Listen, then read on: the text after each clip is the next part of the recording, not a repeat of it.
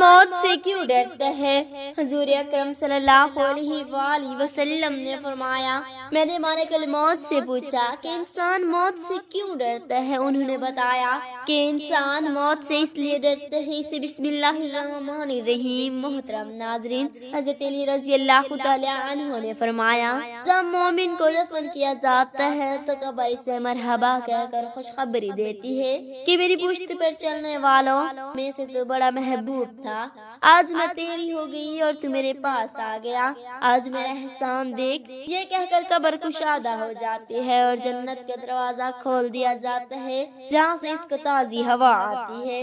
حضرت علی رضی اللہ تعالی عنہ نے فرمایا کہ میں نے رسول صلی اللہ علیہ وآلہ وسلم سے سنا کہ انسان کی سب سے مشکل رات قبر کی پہلی رات ہوتی ہے، جب اس کے دوست احباب رشتہ دار دفنا کر چھوڑ کر چلے جاتے ہیں تو وہ انسان قبر میں روتا رہتا ہے، ہر ایک دوست کے پاس آتا ہے اور اسے روکنے کی کوشش کرتا ہے کہ مجھے چھوڑ کر نہ جاؤ، لیکن افسوس اس کی آواز کوئی نہیں سنتا۔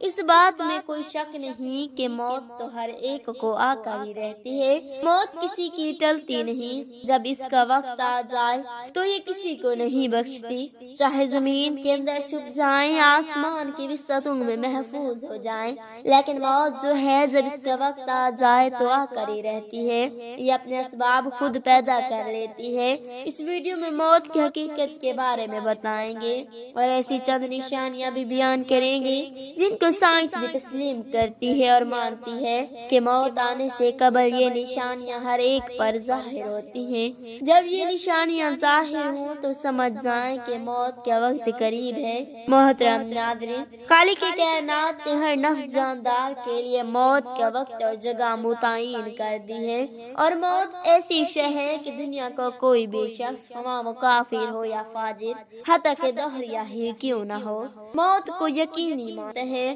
اگر کوئی موت پر شک و شبہ بھی کرے تو اسے بے وقوفوں کی فرصت میں شمار کیا جاتا ہے، کیونکہ بڑی بڑی طاقتیں اور مشرق سے مغرب تک قائم ساری حکومتیں موت کے سامنے عاجز و بے بس ہو جاتی ہیں۔ موت بندوں کو ہلاک کرنے والی، بچوں کو یتیم کرنے والی، عورتوں کو بیوہ کرنے والی، دنیاوی اور ظاہری سہاروں کو ختم کرنے والی، دلوں کو تھرانے والی، آنکھوں کو رلانے والی، بستیوں کو اجاڑنے والی، جماعتوں کو منتشر کرنے والی، لذتوں کو ختم کرنے والی، امیدوں پر پانی پھیرنے والی، ظالموں کو جہنم کی وادیوں میں جلسانے والی اور متقیوں کو جنت کے بالا خانوں تک پہنچانے والی شے ہے۔ موت نہ چھوٹوں پر شفقت کرتی ہے، نہ بڑوں کی تعظیم کرتی ہے، نہ دنیاوی چوہدریوں سے ڈرتی ہے، نہ بادشاہوں سے ان کی دربار میں حاضری کی اجازت لیتی ہے۔ جب بھی حکم خداوندی ہوتا ہے تو تمام دنیاوی رکاوٹوں کو چیرتی اور پھاڑتی ہوئی مطلوب کو حاصل کر لیتی ہے۔ موت نہ نیک صالح لوگوں پر رحم کھاتی ہے اور نہ ظالموں کو بخشتی ہے۔ اللہ تعالیٰ کے راستے میں جہاد کرنے والے مجاہدوں کو بھی موت اپنے گلے لگا لیتی ہے اور گھر بیٹھنے والوں کو بھی موت نہیں چھوڑتی۔ آخری ابدی زندگی کو دنیاوی فانی زندگی پر ترجیح دینے والے بھی موت کی آغوش میں سو جاتے ہیں اور دنیا کے دیوانوں کو بھی موت اپنا لقمہ بنا لیتی ہے۔ موت آنے کے بعد آنکھ دیکھ نہیں سکتی، زبان بول نہیں سکتی، کان سن نہیں سکتے، ہاتھ پیر کام نہیں کر سکتے۔ موت نام ہے روح کا بدن سے تعلق ختم ہونے کا اور انسان کا دار فانی سے دار البقاء کی جانب کوچ کرنے کا۔ ترقی یافتہ سائنس بھی روح کو سمجھنے سے قاصر ہے، حالانکہ اللہ تعالیٰ نے قرآن کریم میں واضح طور پر اعلان فرما دیے ہے، روح صرف اللہ کا حکم ہے۔ موت ہر انسان کے اعمال کا کھاتا بند ہو جاتا ہے اور موت پر توبہ کا دروازہ بند اور سزا اور جزا کا عمل شروع ہو جاتا ہے۔ حضور اکرم صلی اللہ علیہ وآلہ وسلم نے ارشاد فرمایا، اللہ تعالیٰ بندے کی توبہ قبول کرتا ہے یہاں تک کہ اس کا آخری وقت آ جائے۔ ہر روز، ہر گھنٹہ، بلکہ ہر لمحہ اپنی موت کے قریب تر ہوتے چلے جا رہے ہیں۔ سال، مہینے اور دن گزرنے پر ہم کہتے ہیں کہ ہماری عمر کتنی ہو گئی، لیکن حقیقت یہ ہے کہ اتنی ایام ہماری زندگی سے کم ہو گئی۔ موت ایک مصیبت بھی ہے، جیسے کہ اللہ تعالیٰ فرماتے ہیں، اور وہی تمہیں موت کی مصیبت پیش آ جائے۔ اللہ تعالیٰ نے اپنے کلام کے متعدد آیات میں موت اور اس کی حقیقت کو بیان کیے ہیں، جن میں سے چند آیات پیش خدمت ہیں۔ ہر جاندار کو موت کا مزہ چکھنا ہے اور تم سب کو تمہارے اعمال کے پورے پورے بدلے قیامت کے دن ہی ملیں گے۔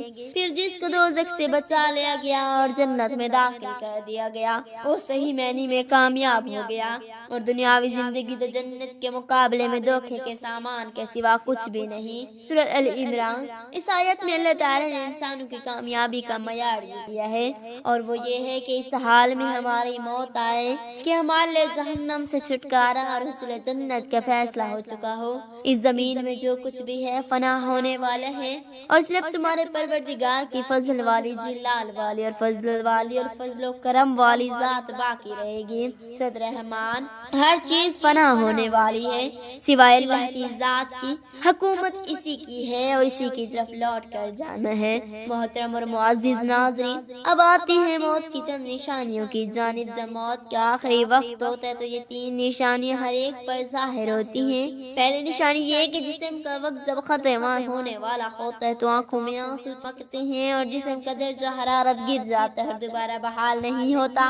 ایسے وقت پر اسے شدید پسینہ بھی آ سکتا ہے۔ دوسری نشانی یہ ہے کہ اس وقت احساسات کم ہو جاتے ہیں، یعنی روح جب جسم کو چھوڑنے کے لیے بالکل تیار ہو، یعنی موت کے تقریباً 24 گھنٹے پہلے تو ہاتھ، پاؤں اور باقی جسم کی جلد پر محسوسات ختم ہو جاتے ہیں اور اعضاء کا رنگ بدلنا شروع ہو جاتا ہے اور جلد کا اوپری حصہ نیلا اور غوانی رنگ اختیار کرنا شروع کر دیتا ہے۔ تیسری نشانی سانس کی بے ترتیبی ہے۔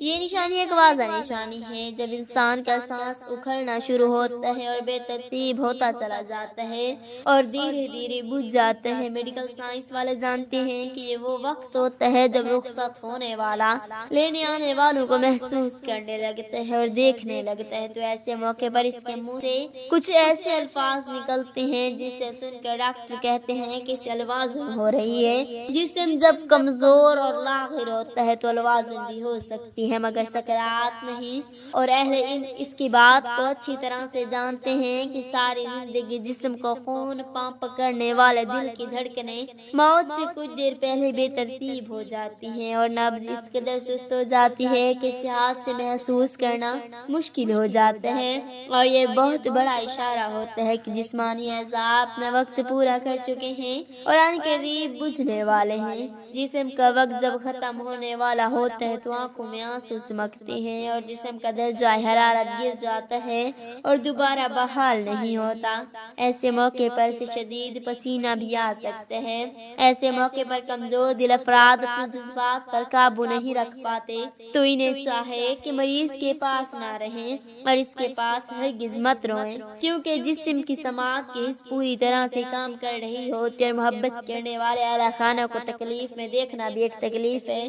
اسی لیے رخصت ہونے والے جسم کی روح کو اس تکلیف میں مبتلا نہ کریں اور اپنے جذبات کو قابو میں رکھیں، اور ایسے موقع پر ختم ہونے والے جسم کو سخت ہاتھ مت لگائیں اور نرم ہاتھوں سے اس کے بالوں میں انگلیاں پھیریں اور بار بار اس کی جگہ تبدیل نہ کریں، اور جتنا ممکن ہو اس کے لیے سکون فراہم کریں تاکہ اس پر یہ عمل آسان ہو سکے۔ کیوں کچھ لوگ ایسے وقت پر مریض کو کلمہ پڑھنے پر مجبور کرتے ہیں۔ اگر مریض مسلمان ہے تو ہرگز ایسا مت کریں اور مریض کو مجبور کرنے کے بجائے آہستہ آواز میں اس کے قریب یہ کلمات ادا کریں تاکہ وہ سن سکے، کیونکہ اس کی سماعت کی حس کام کر رہی ہوتی ہے، اور یاد رکھے کہ بطور مسلمان وہ یہ کلمات اپنی زندگی میں ادا کر چکے ہیں، اس لیے اس موقع پر اگر وہ زبان کی کمزوری کی وجہ سے یہ کلمات ادا نہ کر سکیں تو کوئی بات نہیں، اور ہرگز اسے گناہگار شمار مت کریں۔ اللہ تعالیٰ نے اس کی زبان سے یہ کلمات اس کی زندگی میں سن رکھے ہوتے ہیں اور وہ بڑا ہی غفور الرحیم ہے۔ یا اللہ ہمیں دین اسلام کا وفادار بنائے رکھ، ہمیں سچا پکا باعمل عاشق رسول بنا۔ یا اللہ ہمیں موت سے پہلے موت کی تیاری کرنے کی توفیق عطا فرما، آمین ثم آمین۔ ناظرین، کمنٹ باکس میں اللہ تعالیٰ کے 99 ناموں میں سے ایک نام ضرور ٹائپ کریں۔ شکریہ۔ اللہ پاک آپ کا اور ہمارا حامی و مددگار ہو، آمین ثم آمین۔